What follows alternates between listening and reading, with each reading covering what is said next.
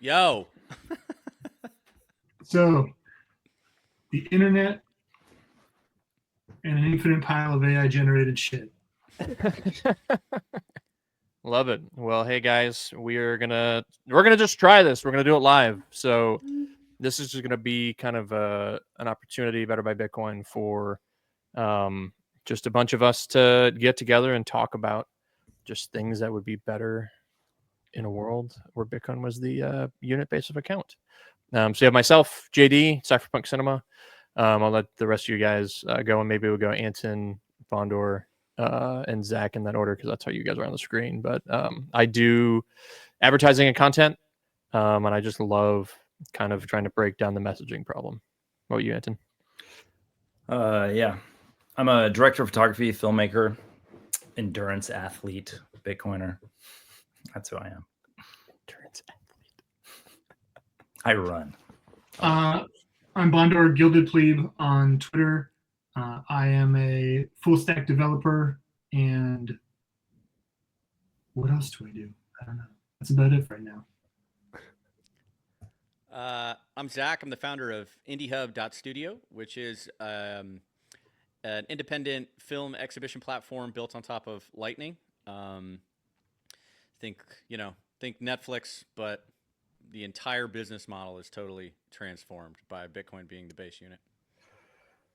That's a great segue into the topic du jour for today. The AI renaissance. Is anything going to change? I feel like nothing's going to change. I feel like we just have a lot more dumb stuff to sift through now. It's actually just made everything worse. Reminds me, there was this cafe I used to eat at. Had all those like old 50s style signs, and it was like, coffee, do stupid shit faster with more energy. I feel like that's kind of where AI's at. Like, we can now do the dumb shit we were doing before, orders of magnitude faster. Yeah. Yeah, you can make a lot more. You can make a lot more dumb things faster. You can. So if you want to be a AI filmmaker, but you're a shitty filmmaker, you can make more shitty films faster. It doesn't make it a better film. Well said. Well said. You know, I was thinking about that from a filmmaking perspective.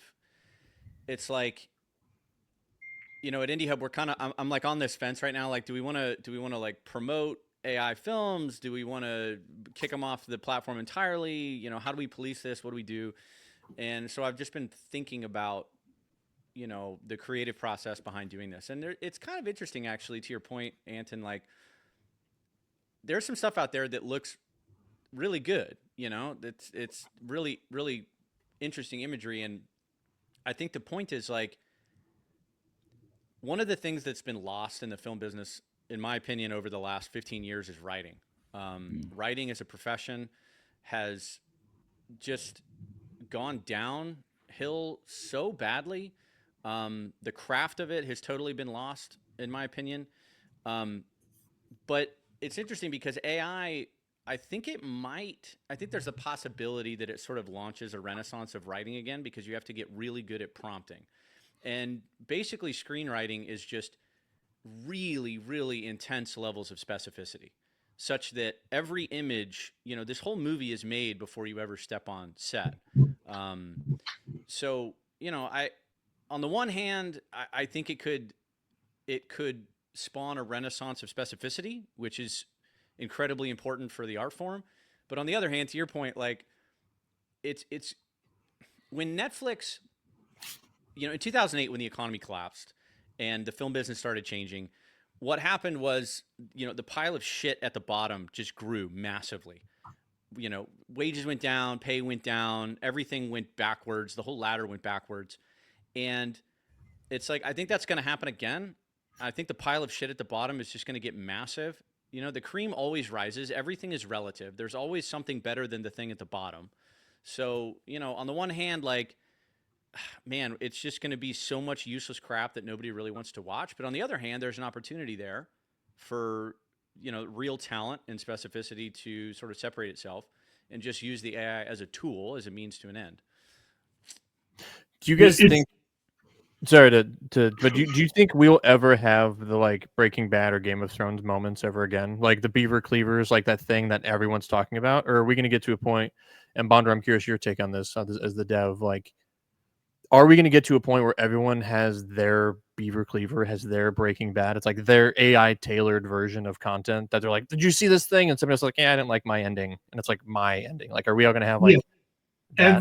Everything is going to be disintermediated by it. So the only reason you can have that big community, like watching, The Walking Dead on Thursday night, because that's what everyone's doing.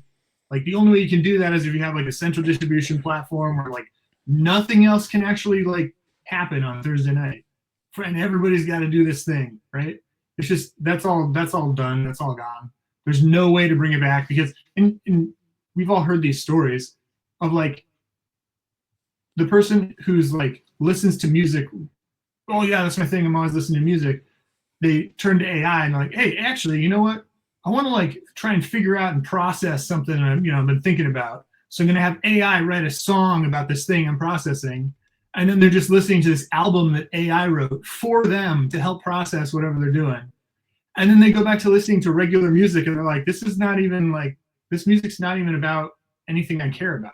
Like this is literally nothing to do with my life. I'm listening to somebody else's life, right? It just completely disintermediates the whole structure of content distribution. What do you do with that? I tend to think that that things are cyclical, and in the past, as Americans, we had ABC, NBC, CBS, and people had limited options to choose from. But we've seen things go viral even now when there's infinite options, and people still find things because they go talk to the neighbor or the person at the grocery store or the person at the bagel place that they go to every day. So we'll still have some things that everybody tunes into to some show or movie or whatever that thing is, but there's going to be smaller groups of those things where you can still pick. So I feel like human nature stays the same. It would take thousands of years for that to change. But yeah, there's just going to be a lot more options. And so there's going to be little regional pockets of these things that groups of people are focused on. And that aspect, I don't think changes as long as humans look the way they look right now. It's going to be interesting to see how, like Doge and all this other stuff, because I know the whole Doge, this is kind of moving away from filmmaking, but the added efficiencies you get by using something like AI, like literally the Doge thing was started because Elon, I have no idea if they even found this kid, but like this guy who they posted CT scans of the dead or like of the scrolls from Pompeii that were in this like bucket. And this kid just for funsies on the weekend, like wrote an AI that could read these scrolls. Like that's literally the dude that they have like tearing apart the federal government right now, which is awesome. But like that kind of hyper efficiency, it's kind of like, did you guys ever read Rebel Without a Crew, which was Robert Rodriguez's book on kind of like I'm literally gonna sell, like, you're not gonna have to sell plasma or your kidney to like fund a movie anymore. Like you're just gonna have to like scrounge up enough bottle caps to get a Runway ML subscription to then like make something that you can just slave over, but then it can actually be the same quality as like Sony or Warner Brothers. Like as long as you just sit there and you like the Door Brothers. Like the Door Brothers are doing some really unique stuff. I think they're making music videos, but that's kind of where like content developed. Like MTV was such a good launch pad for like Spike Jonze and all these other guys who are like pushing the envelope on things.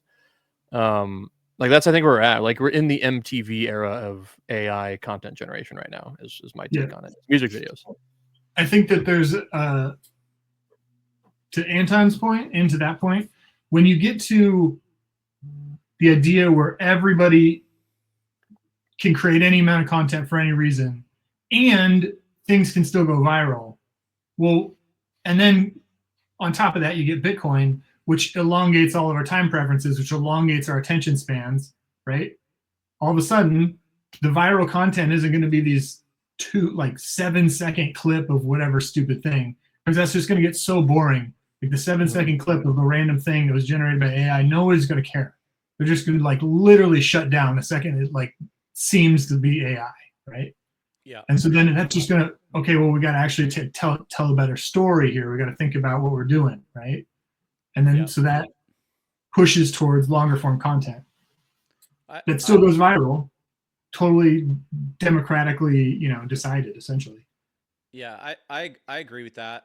You know, I think it's like things happen slower than all of us expect. I think Robert Rodriguez is a really good example, right? Like he was like, I'm gonna have my own movie studio on my property. I'm gonna do all the sound mixing here. I'm gonna do all the post here. You know, that was a renaissance that because technology made it cheaper for him to do it, he was able to do it, let's say, more efficiently, you know, with less resources or time or capital or whatever. But the result still has to be that you're a great storyteller. Like we're still yearning for storytelling. We're still, you know, we're still creatures that need that spiritually. So, like, well, you know, for instance, you know, docs, like documentaries have had just like a massive renaissance, and the quality of docs and the budget and the time frame in which you can shoot and complete and release has been compressed so significantly compared to when you had to shoot something, you know, on 35 or even on like a Canon 5D. Like I did a doc in 2010 and we shot it on a couple of 7Ds and a few smaller like GoPros before GoPro even came out. And I had to it took me 6 months to transcode those files to ProRes just to edit it. We had 300 hours of highly compressed video files. Now I've got, you know, super efficient codecs. You can basically shoot raw. You can basically edit it that night. You know, so I guess I guess it's like there's this technical compression of time. Things speed up because we can do them faster. But I think to the point we're all trying to make is like that doesn't. You still have to be a really fucking good storyteller. You have to have something worthy of being told and something that people want to hear. So, and AI is just not a good storyteller. Like it's just not. It doesn't know how to do it. Like the best I can get out of AI is if I put together some kind of like outline and then like go like paragraph by paragraph. Hey, here's the story. Like the next paragraph, do this. The next paragraph, do that. Because if I don't do that, it's like it just completely ruins the story.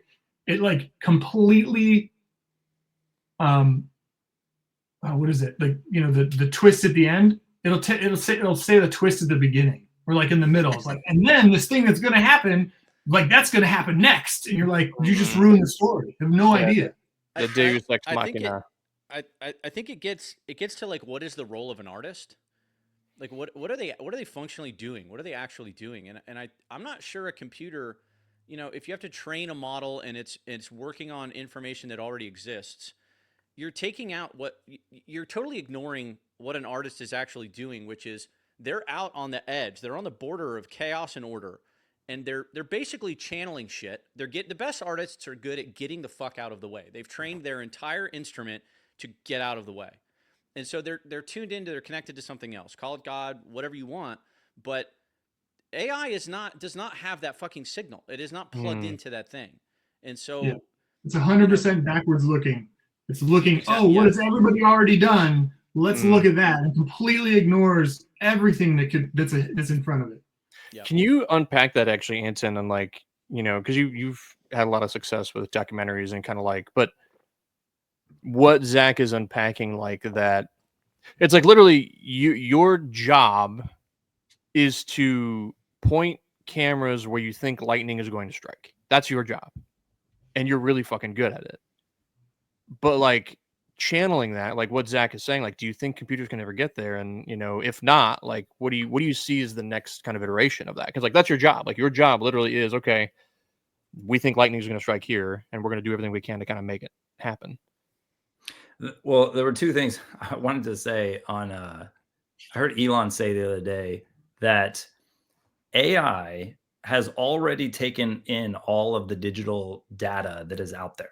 So everything that has happened in the past like 2,000 years, or, you know, basically everything that's ever been written and digitized has already been programmed into AI. So AI will get better at sort of parsing through that data, but it's all there. There's literally nothing new unless we create it. And I was thinking about it the other day with all these podcasts, these long form podcasts, AI can take that. If there's a 4-hour conversation and people have brought up things that haven't been written down, it can take those, transcribe them, and put it in the AI. So all of the filmmakers, all of the original creative ideas that have ever existed are already in there. So if you want to take a screenplay and then like, you know, make it in the format of a Wes Anderson movie, it can do that, but it can't like really make some new original voice. It can't really do that. Yeah. So, and then what Zach was saying about how long these things take, I know before it sounded like kind of out of nowhere, I brought up Rambo before, but that movie took years to develop, and it sparked a genre that people didn't even know that people wanted, which was this one-man super soldier genre. So if you think about the careers of like Arnold Schwarzenegger, he literally made a knockoff of Rambo, Commando, Predator, all these movies. And we were talking about before how, you know, are we ever going to have hits again that everybody agrees on? Well, we kind of don't know what everybody agrees on. This is how things go viral. And so with that movie in particular, people saw it, and we were talking about how originally he dies in the end, and audiences didn't like that, and so they reshot the ending.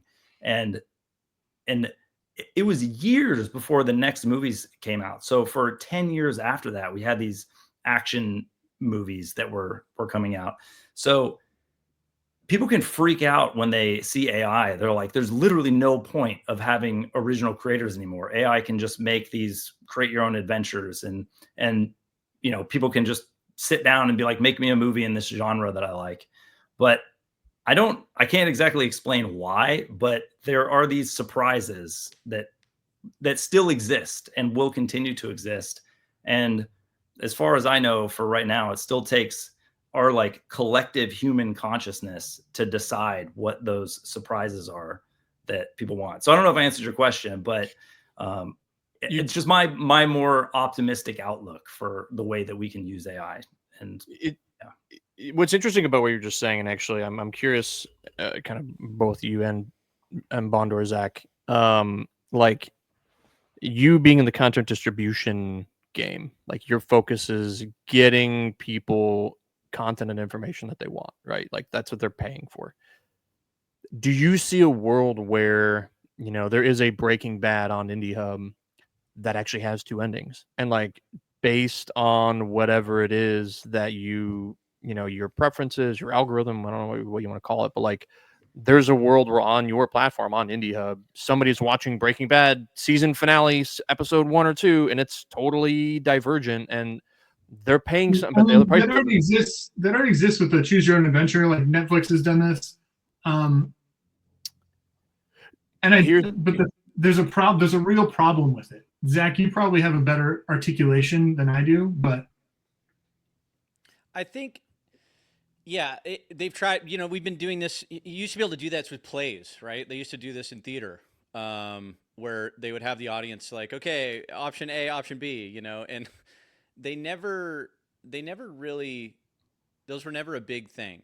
And I think my instinct on it is that, and I think what we're trying to do with Indie Hub is, you've got, it's kind of like, what was it, Gladwell's book, The Tipping Point, which was the one where he had like the 4 profiles. You had like mavens and Tipping Point, yeah, I think. Yeah, Outliers, probably, if you're talking about profiles. No, it wasn't Outliers. I think it was tipping. It was either Tipping Point or What the Dog Saw. Anyway, you've got the way that I analogize it is like, you know, I guess millennials and pre-millennials understand this a little bit more, but we all have people in our crew, you know, our circle of friends that have really good taste, and they're willing to like dumpster dive through, you know, back in the day, it was like piles of CDs, you know, that nobody really wanted to go test, but inevitably they'd come up and be like, oh bro, you got to listen to this. You got to listen to this. We'd be listening to their music at parties. And, you know, sure enough, 5 years later, whatever band they were into would just fucking blow up.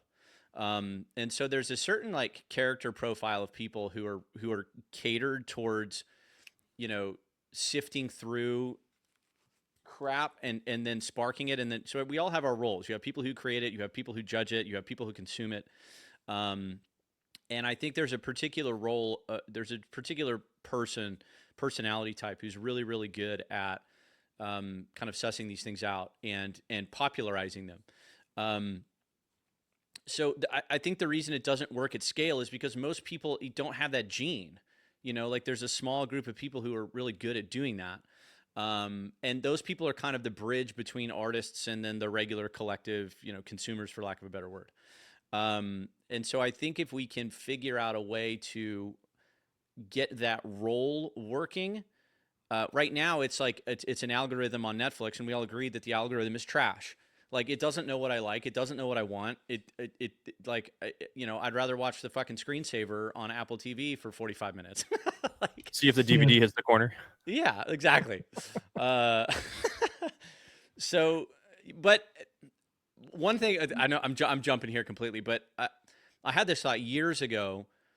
Instead of a choose your own adventure, I'm like way out here. Maybe not as far out as I think I am, but I think what would be crazy and what's possible is, instead of imagine you can download a movie, you experience the movie, you plug into the Matrix, you go through all the feelings, right? Because that's really what you're doing when you're watching a movie, is you're having this emotional experience. You're being taken on this ride. You're being manipulated by people who are really good at manipulating your emotions to get you to a certain outcome and to think about certain things and to come up with certain conclusions. And we spend a lot of time, of course, figuring out who's the best actor for this character, who is the one who is the most superlative version of this character. And I think what we might be able to do in the future is actually swap out who the protagonists are, who the actors are, and program that performance, because they're basically an instrument. And if you can just like copy their rendition of that story, you know, I'd like to experience this movie where maybe Jack Nicholson didn't play the lead, but it was Al Pacino or whatever. And they have, you know, very different ways of responding to each moment and playing this character and so on and so forth. So maybe it's not the ending that I want that we're going to have, the choose your own adventure, but it's like, I'm going to be able to go through so many iterations of this story through so many different, you know, artistic perspectives. And that could be interesting. Yeah. And that's done to varying levels of success, including highest level of success, where it's like, we're remaking Romeo and Juliet, right, in a modern context. Yeah. With totally, like, and it works because it's one of the most incredible stories that's ever been told, right? Yeah, the most recent one wasn't too great, but I mean, Gladiator 2 was a piece of shit. Let's just be real about this. I'm not talking about sequels. I'm talking about like, literally redoing the same thing. Sorry, I just had to get that out. Leo, the Leo Romeo and Juliet, that was the best. Anyways, but no, Yeah, like, they do that with.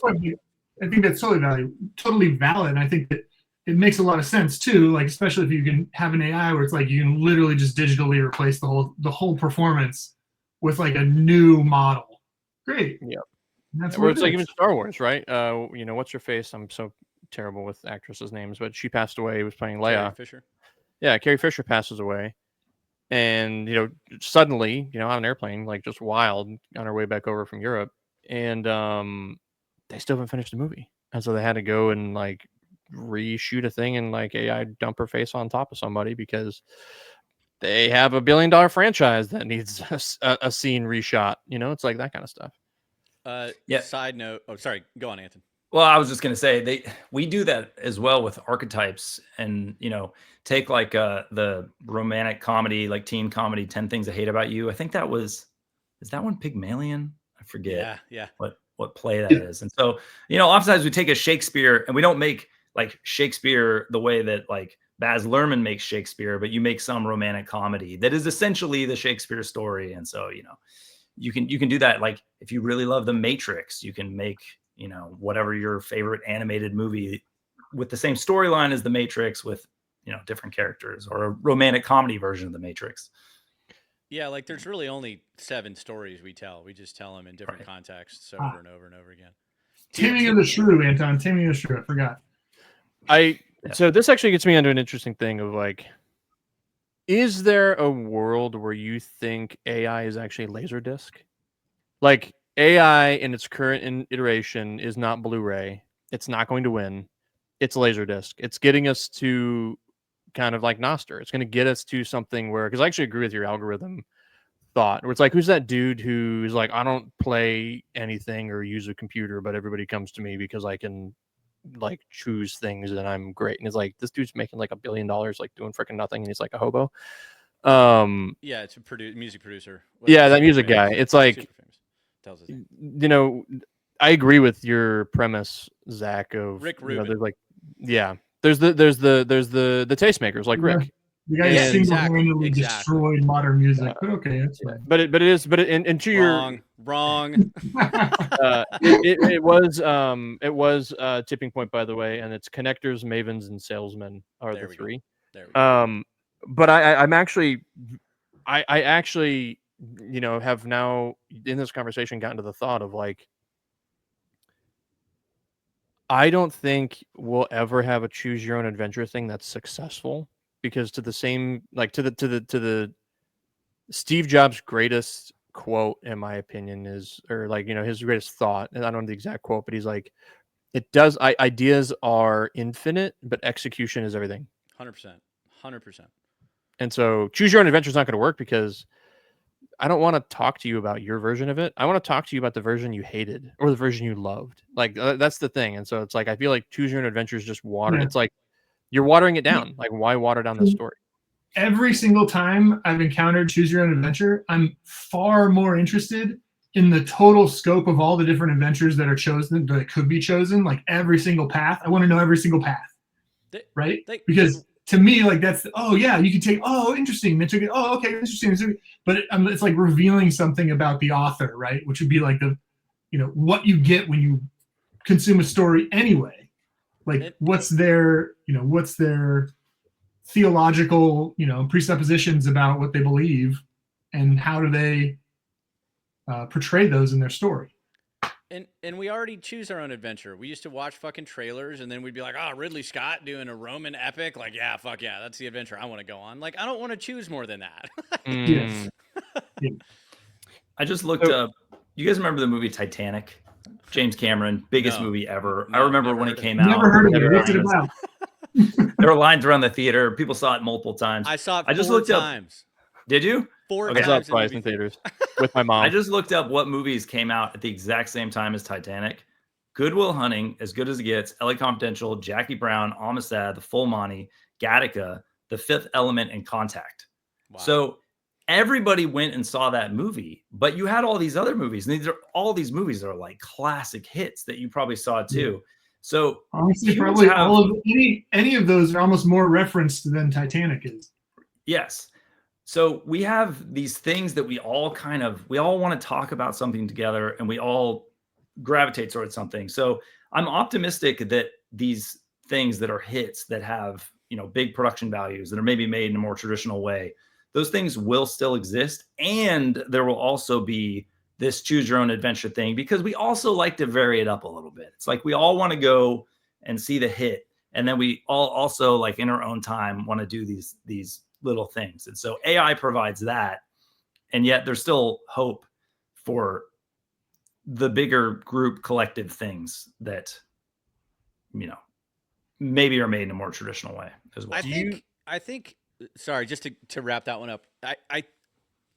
I think that, you know, the ultimate choose your own adventure genre of entertainment already exists. They're called video games.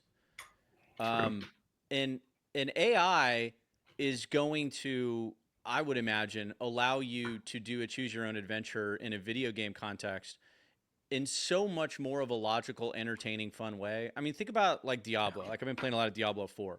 And they're using AI or whatever algorithm they have to generate every time you enter a zone, you know, or a dungeon, it's new and it's fresh. It's the same, but it's different. It's never the exact same little dungeon you go into at the exact same time. And like that makes a lot more sense. To be able to sort of craft and cultivate your own story when you're playing the protagonist, you know, that to me, that is a much more sensible application of something like AI. where traditional storytelling or movies, that's going to remain its own category. You know, like it's just a particular style of thing, and you know, we're kind of hardwired for, you know, definitely the filmmaking aspect of it. But I think that it's it, at the very least, it is going to generate a lot more ways of doing the same thing we've been doing for a long time. More genres, more categories, more types of technologies that allow you to go through these, you know, universally true human stories that we all enjoy so much. Yeah, I agree. I'm very curious. Do you guys think we end up at Inception, where people just want to plug into the Matrix? And we're already there, man. You're not wrong. You're not wrong. Is there? I guess that's the thing. Is there any way to make people want to go outside? I mean, even me. It's like it's freaking raining here today, and I'm like, I really want to go outside. I find myself doing it. My screen time has been averaging on my phone 8 hours. Damn. And I'm like kind of embarrassed to say that. Every time I see it, I'm like, how the hell? I do leave YouTube videos playing a lot, like if I'm doing the dishes or something. So that's part of it. But I'll find myself just scrolling forever trying to find the things in my like human algorithm and like switching app to app to app. So as AI gets better at just delivering that, like, turn your brain off, give me the information that I like, I think a lot of people will choose into that. And it's going to be up to us to find our healthy relationship with that. Because I will know, for me, I said I run earlier. I will literally go out and run for hours and, you know, look at animals and plants, and like I could roll my ankle, and there's like these exciting things. I know it's going to extend my life if I do it in a healthy way, and it's going to like make me healthier. It's like, it's the healthy thing to do, but it also takes a lot of effort. And let's be real, there are a lot of people that don't take the healthy route in life, and AI is going to provide like a heroin level addiction to technology for a lot of people. I've got a super hot take on this one. I'll leave it to you three to critique it, because you're more literate in this than I am. But this is where I'm at with it. Again, this is just a thought. It's just an idea. It doesn't have to be more than that. But it's always ultimately been our responsibility to make the choice about who we're serving, what we're doing. We have the ability to make the choice about, you know, how to live our lives. If you want to be in service of God, if you want to be in service of deceit, you know, if you're whatever, your life is your choose your own adventure in that regard. And, you know, if entropy, if entropy is the thing that we're fighting, for the sole purpose to just keep the game going as long as possible, because it's awesome, because life is great, then it's super important to get on the mission. And if you're not on the mission, you're basically just going to be tossed out and recycled and thrown back in until you figure out what the fucking game actually is. And I think that AI could be a way for God to do that. Because there's a bunch of people who have made a decision about what they're going to do with the time they have in their life, and they're going to use this incredibly powerful tool in order to solve for entropy in this example, right? To make things better, to build things that last, to slow down destruction and chaos. And there's going to be a bunch of people who have no fucking idea what the hell is even going on. They're going to be totally consumed by AI. They're going to be exactly the Inception, just plugging in. They're just in the Matrix. They're just having dopamine hits, however they can do it. They're essentially just drug addicts. You're just having this chemical reaction in your brain. And like, it's possible that it just wipes out a ton of useless, unconscious beings so that everybody else can get back to the fucking point. Hot take of the day. I mean, I don't think it wipes anybody out. I think, you know, it, metaphorically speaking. Yeah. Like, in terms of like, okay, cool. You know, the standard thing in Hollywood. Everybody moves to Hollywood to become an actor. And so the supply of actors in Hollywood is just outrageous, right? But like, what if you don't need to move to Hollywood to be an actor? Like, Is that kind of what you're getting at? Like, oh yeah, I'm an actor now. I just turn it on and like, okay, cool. And then like, but you're not really acting. You're just playing video games for yourself, but you think you're acting. It's just like you're not actually contributing to civilization or anything else. Right. So you're plugged into the matrix, and then therefore there's a whole another set of people who are like, no, I actually want to be an actor. So I'm gonna go through. I'm gonna like stand in front of people. I'm gonna rehearse, and I'm gonna like do these hard things, and I'm gonna put myself out there on the whole thing. I think there's a positive. There's a positive to that, because you can now be an actor anywhere. There is a way to provide a performance in this decentralized way, not only because production has been spread all over the place because of various technologies, but also you can literally be a virtual actor if you want to. And there are going to be ways where if you're good at creating something using all these different AI platforms, you can literally act out something and have another character put on top of you. Or you can move to an area like LA or Atlanta or something and physically go out and act. But the common thing in both of those cases are you have to make the choice to actually go out and do that thing. And a lot of people, it basically, and I've noticed this, there are so many people glued to their phones just out in life that literally this thing that kind of gives you a superpower because you're connected to any kind of information you could ever want. Literally a superpower now is putting it down and not using it, because so many people are being taken out of life by being glued to it. That's exactly my point. Like we have the technology, we have this ability to do incredible stuff, but there's going to be a whole swath of people who just are taken out of the game. They're useless. They're just meat props, and they're going to have to get thrown back into the washing machine to figure out, maybe another 6,000 years for them to figure out what the hell they're actually doing. Yeah. How do we bring this back to Bitcoin? That's I think exactly it. So a question is Los Angeles dead? Did AI kill it, or did it kill itself? And can Bitcoin save it? I think that LA, as we all grew up, our demographic grew up to understand it is dead. Technology has totally decentralized the power structure. It's decentralized the exhibition methods. It's allowed for people to not be forced to be in a densely populated area to do that job. But that doesn't mean that like the idea or the reasons behind why Hollywood became such a big deal in the first place are dead. They're just going to evolve and they're going to change.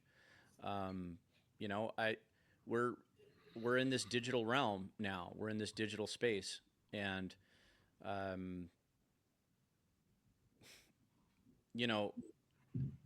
that networking and the ability to work with other people, you can kind of be anywhere. So from a physically bound perspective, I think Hollywood's dead. But from an ideological perspective, I think we're probably on the precipice of a massive fucking renaissance brought on by tech like Bitcoin.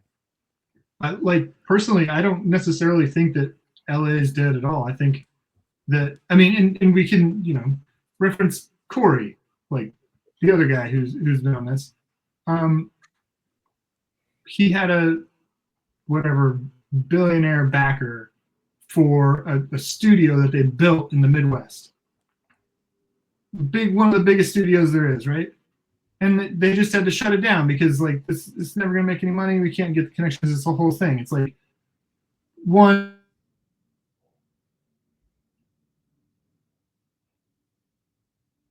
Bondor's dead. Bondor's internet cut out. I'm going to pick up where he just dropped out. Do you guys know there's a huge studio outside of Salt Lake City in Utah, and they just converted it to pickleball courts? Did you guys see that? What? Yeah, because they can't make any money, and they're like, we have this giant space, and pickleball is a huge thing. Let's just put a pickleball court in there. At least we can like have tournaments and make a little bit of money off of it. I think my take on this from an Indie Hub perspective is that the reality is that the filmmaking business model is dead in general. And the only reason that the people in LA, the only reason that the studios can still exist is because they're publicly traded and they were playing a cheap money game for a long time and they were able to print money at no interest. The second interest rates got jacked up, guess what happened? Production, they called them, they were like, nope, cancel everything. And the city started dying, right? So the business model itself was only functional in this super cheap money environment. And I think that the business model has to fundamentally change back to a sound business model of, can you figure out a way for people to pay what you're producing, pay for what you're producing? I think that again, like we evolved from this unit sales business of buy a ticket to support the movie that you thought was great. And if that movie did great, then that little business entity or that studio did incredibly well.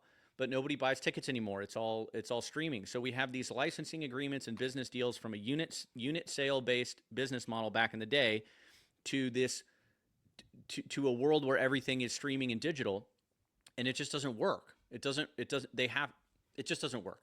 So we have to find a new way to make this actually profitable in a world where interest rates might not go down to zero ever again.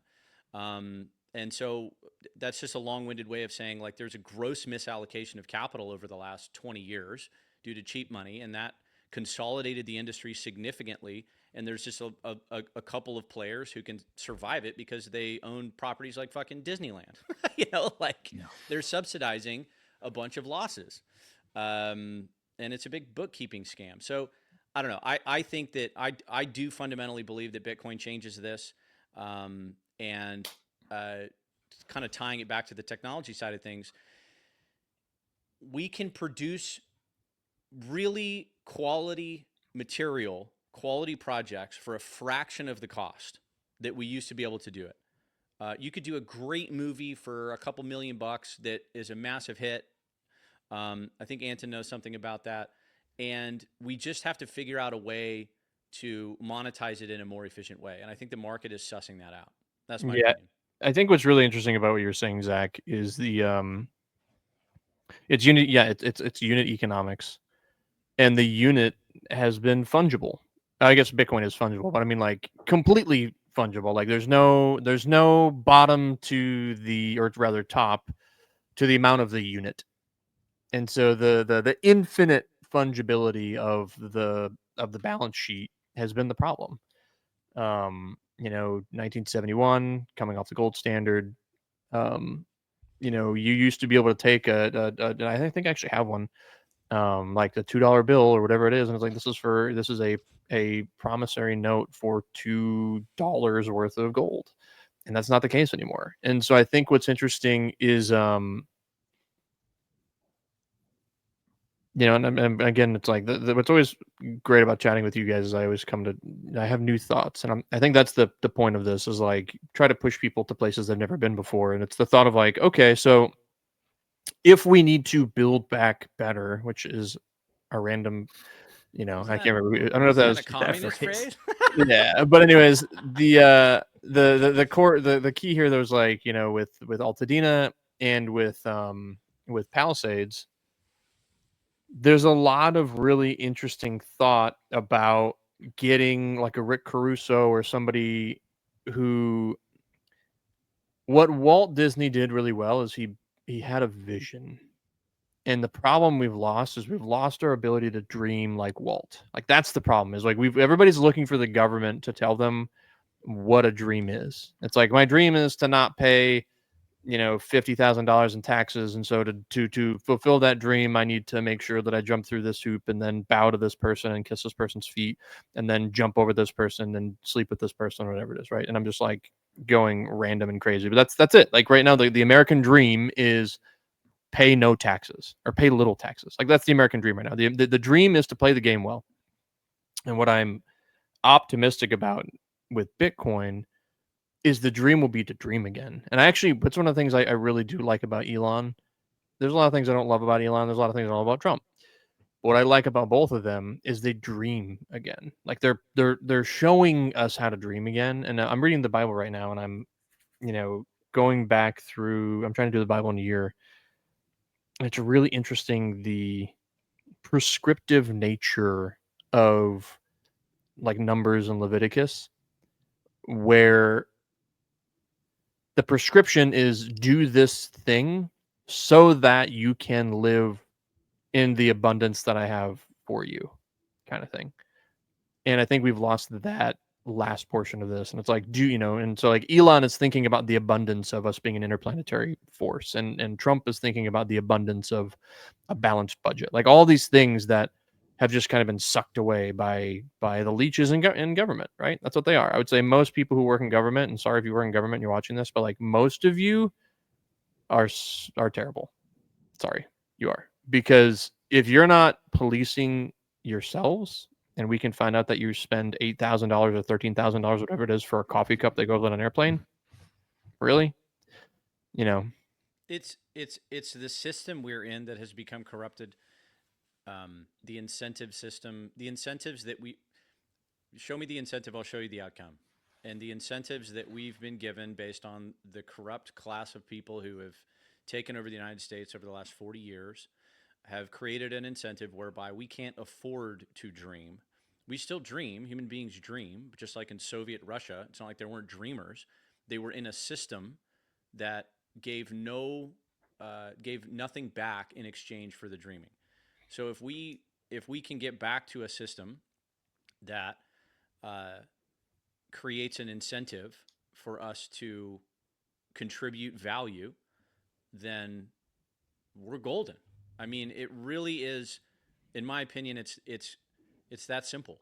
The incentive system has to change, and Bitcoin is polar 180 degrees the opposite direction of the current incentive system that we've had throughout our lifetime. And as negative as things have gotten, the downward trajectory that we've been on, throughout our lifetimes, I really think that we have every opportunity to go precisely the opposite direction if you just change the incentive system.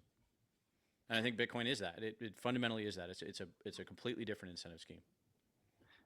For whatever reason, fiat money and debt that you take out in fiat, just people don't really value it for some reason. And so these things that we build when we take out a loan to build a studio or something, they're built in a really shitty way to last as long as it takes the financing of the loan to be paid off.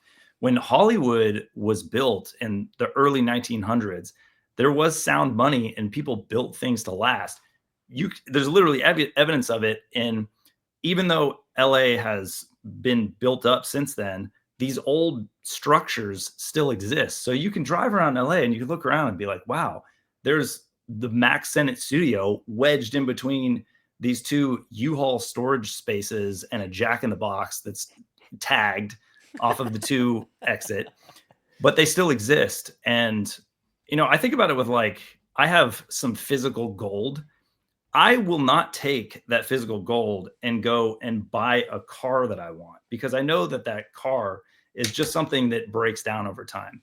I would, however, take that gold and invest it in a film that I want to make, because I know that film, I want to invest in myself. I know that it would live on past when it's created. So the cheap fiat crap just breaks down, and the stuff that you really value goes and lives on. And so as we get back towards a sound money again, I do think there is going to be another golden age, just like the era from 1900 to 1920s was a golden age. It's when we had Art Deco architecture and when all the studios were being built. And so it seems like we're on the verge of that happening again as we transition into hopefully hyper Bitcoinization or a Bitcoin standard or something like that. I agree with that wholeheartedly. As shitty as things are, and as much stuff there is to complain about, the deepest part of my soul and my heart, I do fundamentally believe that we're about to enter a golden age that I don't think anyone is prepared for in terms of what we're going to be able to output and what we're going to be able to do. You combine the infinite, AI, right? Like Bitcoiners know this. You've got two realms. You have the physical realm, you have the information realm, right? You have this ledger that's backed by real energy. You have data that can be manipulated that's protected by this physical thing. When you combine both of those in a really effective way, my God, what becomes possible? So we have AI that's able to wrangle data, which is mind blowing, and then you have it limited and restrained by something like Bitcoin and its energy usage. Man, I'm bullish, man. I really am. I'm bullish. I'm bullish humanity. I'm you know, and I think one of the things too, while we're doing these, we're trying to figure out what the form is going to be and how it's going to work and all that, and like what value are we going to add. And hopefully, you know, of the 17 people who are watching this, you're getting some value out of it. But like, I think that's everything is like adding value. It's like, what's the value for value exchange? Like, how does this get better? How does this get bigger? And I'm just really trying to figure out how we, you know, what does that look like in the new economy? You know, I think we're in an interesting place where we're a part of the generation, I guess, is sort of a sovereign individual thesis, where we're this pioneering generation that's going to build this foundation. It's a pretty exciting place to be. Like, we might not see the ultimate fruits of it. We most definitely will not, but we're the ones building it. And it's an honor and it's a privilege and it's a hell of a responsibility. And you know, I think we just need to have fun with it. You know, like it's going to be a hell of a ride the next 30 years. There are some awesome people that I desperately want to orange pill, who I'm like, why are you not into Bitcoin? And yet it's us. We're the ones, and so we need to make the most of it because we're the ones, for whatever reason. Yeah. Yep. Said. No, for sure. So, well, what are you guys working on and kind of like landing the plane on it? You know, how can I think that's the other part of this is just like adding value to other people, then like adding value to like what you guys are doing and trying to work on. Like for me, I'm really trying to just really help Bitcoin companies and just companies in general, like stop taking advantage of their customers. It's terrible. It's the truth, right? But it's like if you can think about your customer in a in a very, I'm not saying Bitcoin companies or anybody like taking advantage of their customers, but like I think one of the things that fiat money has done is value. Yeah, just like they've made people think about how are we going to get to our next raise and not how do I make this person stick forever kind of thing. You know? Yep. Yep. Yeah, I'm not doing anything specifically for Bitcoin, but Bitcoin is allowing me to do the things that I always dreamed about doing. And it's also given me like a much longer perspective than I ever had before. Basically, it gives me the ability to save money, and I've never had that before. And that gives me a lot of hope for the future because I'm pretty much certain that in a few years, I will be much wealthier than I am now. I have Bitcoin to thank for that. And so, how can I best use that wealth? And so, I'm still acquiring the knowledge so that I know how to distribute that wealth over the next few years. And I would not have that ability without Bitcoin. It didn't exist before for me. Yeah. Yeah. Super well said. I mean, you know, I'm in the same boat. I think my vision with Indie Hub was that, you know, for me, movies, films were profoundly important to me and the trajectory of my life and the thoughts that I have had and the ways that I see the world and, you know, my ability to relate to myself even. And, you know, I was an actor for a long time and man, I love it. I love the art. I love being in the theater. But I realized, you know, as the industry was kind of, you know, the pile of shit that I was talking about before, as that kind of got bigger and bigger, and I just started really lamenting the time I was spending doing a bunch of dumb shit for no reason. I realized that for me, probably the best opportunity I had to make the most impact was to build this platform and try to facilitate and allow great talent to succeed. And the next generation of visionaries to be able to make a return and continue to iterate and continue to refine their art and their craft. And for me, it was like, how can I produce the most amount of movies possible and make the biggest impact? And it was like, it's not auditioning, you know, it's not going out on the grind that existed over the last 15 years. And so for me, like, I don't know, I guess the answer, JD, is like, maybe we can ask the audience, like, who do you think you are? What do you think your role here is? You know, are you the salesperson? Are you the maven? Do you have great taste? Are you a filmmaker? Are you a great storyteller? Do you just like watching movies? You know, figure out how you participate and participate. You know, if you love watching movies and you love supporting filmmakers, like, go to Indie Hub and subscribe as an audience member. That is the best way that you can support this movement and this platform. If you're a filmmaker, make films, upload them onto this platform. If you're you know, a developer or a business person and you're stoked on it, like, reach out to me. Let's figure out how to build a team and push this thing forward.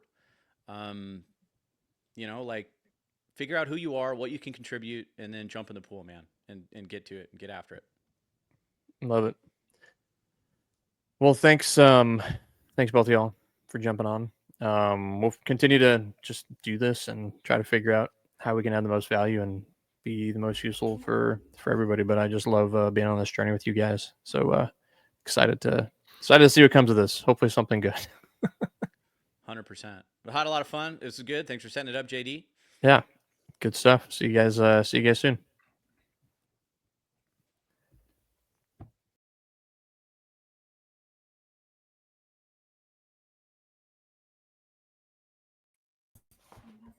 We're